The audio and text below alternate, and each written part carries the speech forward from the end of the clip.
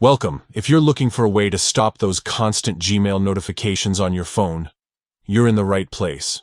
Today, I'll walk you through the simple steps to turn off Gmail notifications so you can enjoy a little more peace and focus throughout your day.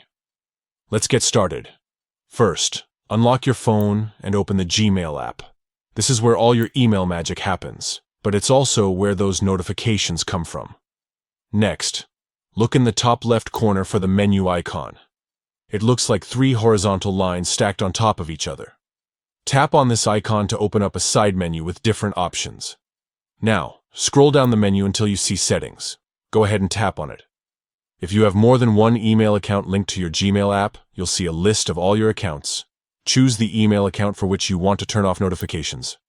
After selecting your account, you'll see a bunch of options. Find the one labeled Notifications and tap on it.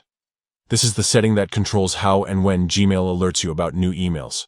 You'll see a few choices here: All, High Priority Only, and None. To completely silence Gmail notifications, select None. That's it.